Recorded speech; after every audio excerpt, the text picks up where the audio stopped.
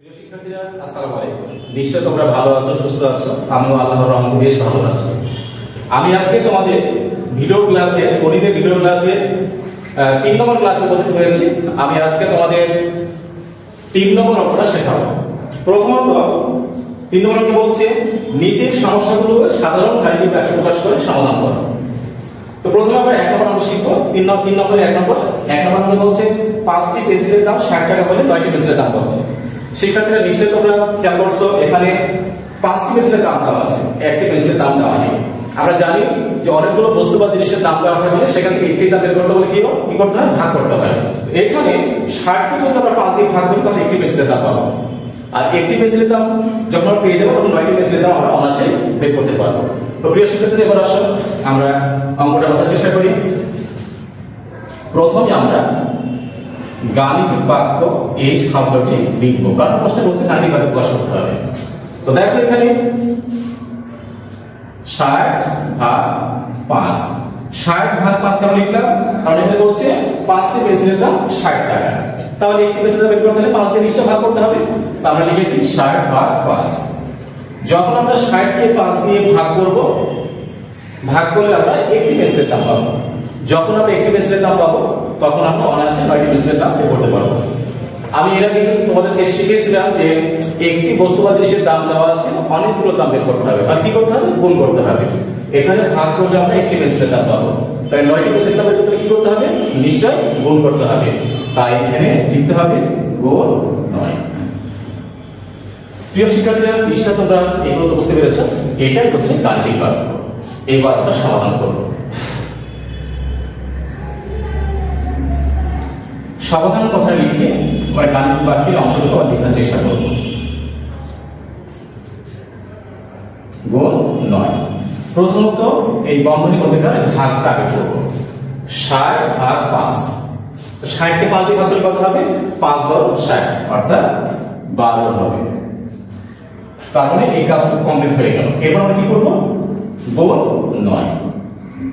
প্রিয় শিক্ষার্থীরা, নিশ্চয় তোমরা খেয়াল করেছো 60 কে 5 দিয়ে ভাগ করে কত হয়েছে? 12, অর্থাৎ এই 12 হচ্ছে একটি পেন্সিলের দাম। তাহলে 9টি পেন্সিলের দাম বের করতে কি করতে হবে? গুণ করতে হবে। তাই এখানে হচ্ছে 12 গুণ 9। 9 বার কত হবে? 9 বার হবে 108। তাহলে প্রশ্ন অনুযায়ী আমরা 9টি পেন্সিলের দাম পেয়েছি কত টাকা? 108 টাকা। এইবার আমরা উত্তর লিখতে হবে 108 টাকা। প্রিয় শিক্ষার্থীরা, নিশ্চয় তোমরা যেমন বুঝতে পেরেছো, আলহামদুলিল্লাহ। এরপরে আমরা 2 নম্বর অঙ্ক শিখব।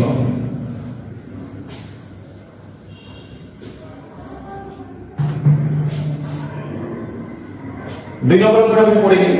এখানে বলছে ভাজক ভাগশেষের 3 গুণ এবং ভাগফল ভাজকের 4 গুণ। ভাগশেষ যদি 2 হয় তাহলে ভাজ্য কত হবে? নিশ্চয়ই এটা বুঝতে পেরেছো, এখানে ভাজ্য বের করতে হবে। আমরা ভাগকের ভাজনীয় সূত্র শিখেছি, সেই সূত্রটা প্রয়োগ করে এটা আমরা করব। তো প্রথমে এখানে আমরা লিখব এভাবে ভাগশেষ 2। এখানে ভাজক কত বলছে? ভাজক ভাগশেষের 3 গুণ, কারণ ভাজক হবে 3 গুণ 2 সমান 6। আমরা 3 এখানে কেন গুণ করলাম? বলছে ভাজক হবে ভাগশেষের 3 গুণ, তাহলে লিখেছি 3 গুণ 2 সমান 6। এরপরে এখানে ভাগফল ভাজকের 4 গুণ।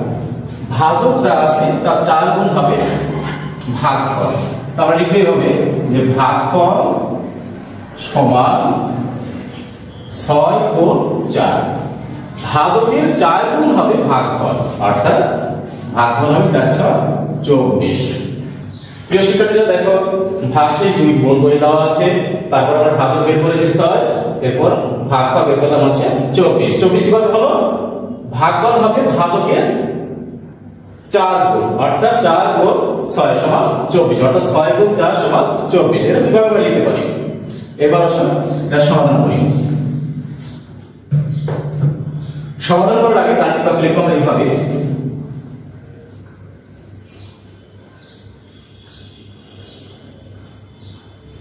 তোমরা নিশ্চয়ই জানো যে ভাজনীয় সূত্রটা কি? ভাজনীয় সূত্র হবে ভাজক গুণ ভাগফল যোগ ভাগশেষ। তো আমরা এখানে লিখবো যে এইভাবে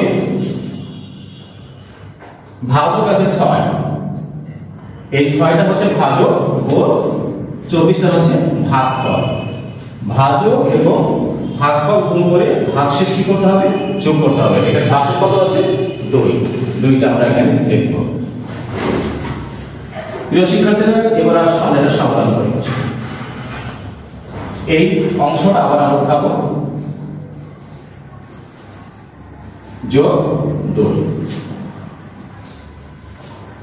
এরপরে 6 দিয়ে আমরা 24 গুণ করব। তবে এটা অনায়াসে এখানে একটা লোড দিতে পারো। তাহলে 4 7 24 4 হাতে 2, 6 দিয়ে 12 হাতে 14। তাহলে কত পেলাম আমরা 144 যোগ 2 সমান কত হবে 146। তো প্রিয় শিক্ষার্থীরা, তাহলে 146টা কি, 146টা হচ্ছে ভাজ্য। অতএব ভাজ্য সমান 146। তোমরা এইভাবে করতে পারো, অথবা ভাজ্য সূত্রটা পড়ে লিখে দিয়েও করতে পারো। দুইভাবে আমরা সমাধান করতে পারি। যদি তোমরা ভাজ্য সূত্রটা লিখো তাও হবে, কোনো সমস্যা নেই, আমরা দুইভাবে এটা করতে পারি। তাহলে ভাজ্য সমান কি হবে, ভাজক গুণ ভাগফল যোগ ভাগশেষ। প্রিয় শিক্ষার্থীরা, নিশ্চয়ই তোমরা আমাকে বুঝতে পেরেছ। এবার আসো আমরা 3 নম্বর অঙ্কটা শিখি।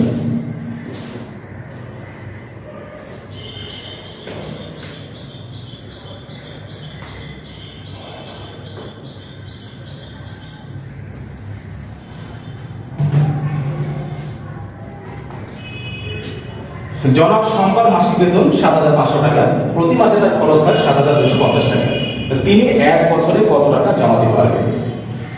প্রিয় শিক্ষার্থীরা, তোমরা নিশ্চয়ই বুঝতে পেরেছো, এখানে তিনি মাসিক বেতন পান 7,500 টাকা এবং তার খরচ হয় 7,250 টাকা। নিশ্চয়ই তার কিছু টাকা জমা হয়। প্রথমত আমরা কি করব, গাণিতিক বাক্য লেখার চেষ্টা করব। গাণিতিক বাক্যটা হবে এমন,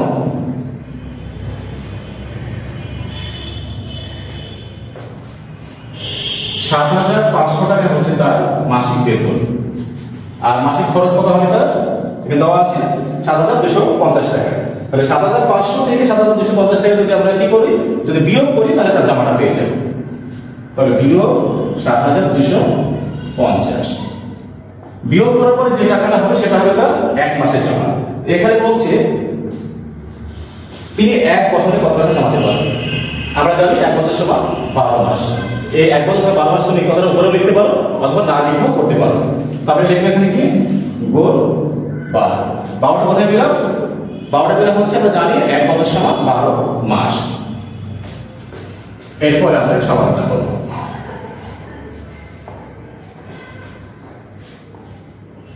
এই অংশটা আরেকবার উঠাবো, উঠিয়ে নেওয়ার পরে তারপরে সমাধান করব। প্রিয় শিক্ষার্থীরা, সবাই খেয়াল করো, এই যে এই বিয়োগটা তুমি ইচ্ছা করলে এখানে সাইড নোট দিতে পারো।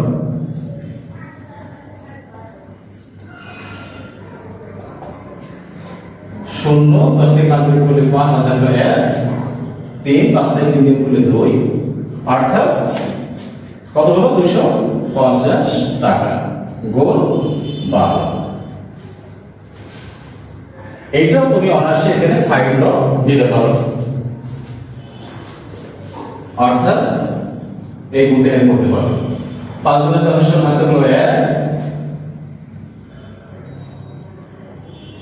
0 0 5 0 হাতে হলো 4 আগে 5, দ্বিতীয় ধাপে 0 5 2, 0 0 5 10 হাতে হলো 1 আগে 3, অর্থাৎ কত হলো 3,000 টাকা। অর্থাৎ তিনি 1 বছরে জমাতে পারবেন কত টাকা, 3,000 টাকা।